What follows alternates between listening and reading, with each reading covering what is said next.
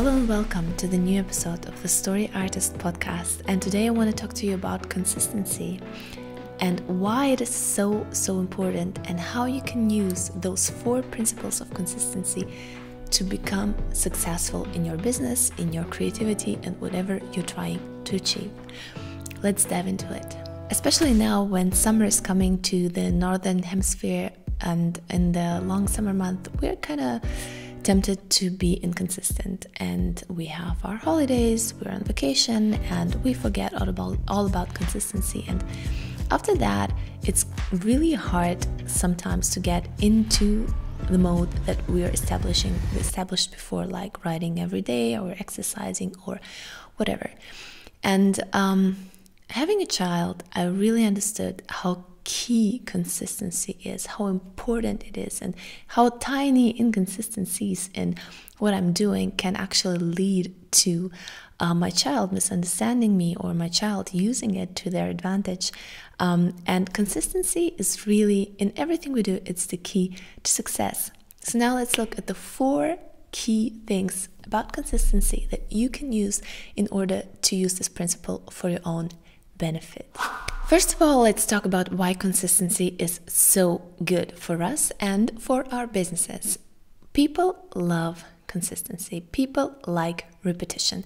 This is how we are wired. And by consistency, we create a habit. And habit, for example, it eliminates the willpower that we have to use, and when we're tired and when something else is missing, that we don't deviate from this habit, but we stick to it because we're used to it. This is what we do. And a habit eliminates this power struggle of willpower and not wanting to do stuff, and we just expect it. It's something familiar, we know it, and we kind of depends on what we do, but if we do it right, we also look forward to it. For example, with the emails that I expect daily from a blogger, I look forward to this email because it's good content, obviously, but it's also, I know that it's coming daily, or with a podcast that is coming weekly to me, I know that it's coming and I look forward to it already. Or when I'm exercising, I look forward to my exercising. Not every day, I have to admit, but most of the days I really am glad that I'm exercising and have this time to serve my own body. So we can use this for 2 things in our professional businesses. One, for our creativity, so to establish a daily writing habit or daily exercising habit or some other habit that we want to create in our creative life. And on the other hand, to establish a habit in our audience.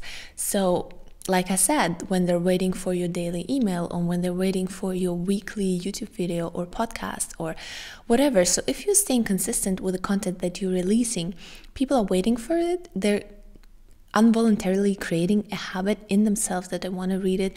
And this is how you create something that is breathing and alive, and an audience that looks forward to your content. Number 2, create a trigger.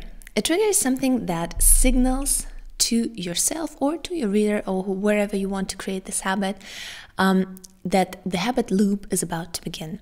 For example, for yourself, if you're drinking your daily cup of morning coffee every time you start writing, the cup of coffee is your trigger to start writing. Or if you're putting your exercise clothes on, then this is your trigger to go and exercise. So those are like small things that are not as big as the habit itself, but they help us kind of set this habit loop in motion. And the same we can do for our readers. We don't have that much of an influence for that, but the influence we have is releasing our content at the same time every day, for example, or every week at the same day, and ideally at the same time as well, because this way our readers and our audience can incorporate it into their daily lives, and they can, like, for example, every time they go on a run, they listen to a podcast, or every time they sit down to check their emails early in the morning, they check your email first because it's in their email inbox. So make sure that you are consistent with the times of when you release your content, so that your readers can incorporate that into their own daily lives and create their triggers for themselves. Number 3, create a reward. So it's really important that if you want to create a good habit in yourself and in your readers, that you give rewards. What can those rewards be? Like when you've exercised, it's mostly the release of dopamine that you have, or when you're writing, it's the release of the hormones that you're happy about having completed something and coming closer to your finish line, the book.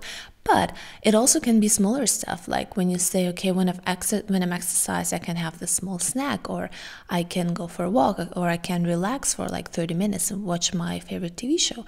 And this is a reward you give yourself for your habits, so that you look forward to it because you know the reward is coming, and this is something you trigger in the brain. But what you can also do is rewarding your audience for reading the email list, the email, or listening to the podcast, or reading your blog post.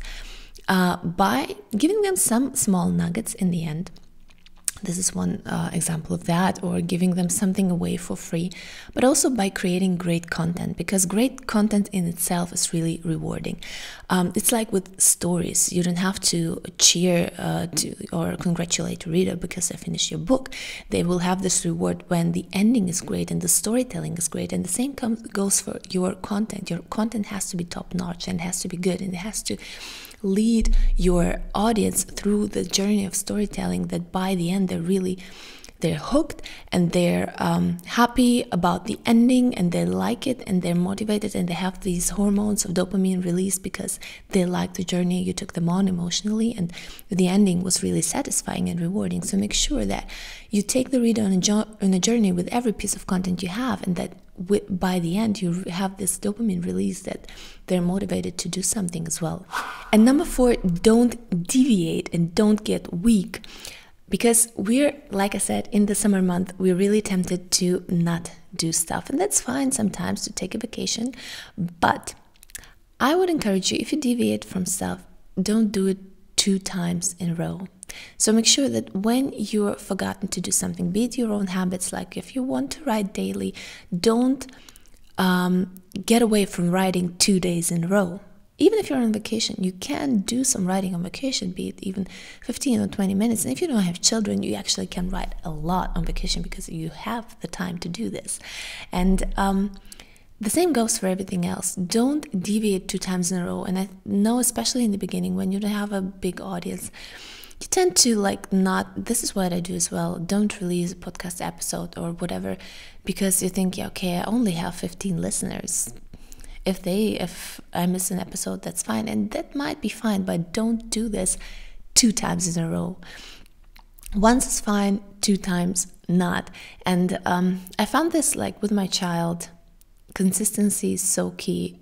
Even if I'm inconsistent one time, it destroys everything. I was teaching my child to fall asleep on her own, and I had to stay so consistent. It was so painful for me because you're tempted to think this time, okay, maybe I should do this, and I shouldn't be consistent. But what you're doing actually is you're hurting your child even more, because they don't understand, okay, what's happening here? Why are you reacting like this, and then you're reacting like that? And this is the same with your own habits. Don't hurt yourself and your body by being inconsistent, but because your body won't understand that. And you came a long way to build a habit, and also with your readers the same, and then you're breaking it because you allowed yourself a lazy mistake. Don't do that. 1 mistake is fine, but 2 in a row, not. So I hope you liked this episode, and I really want to encourage you, be consistent with what you do, because consistency is key to everything in life. Be it a habit, be it gaining an audience, building a business, raising children, whatever it is, be consistent and try to stay on track. And I hope I motivated you to use those 4 principles of familiarity, of having a trigger, having a reward, and not deviating from your habit. So be sure to stay on even in the tempting summer months.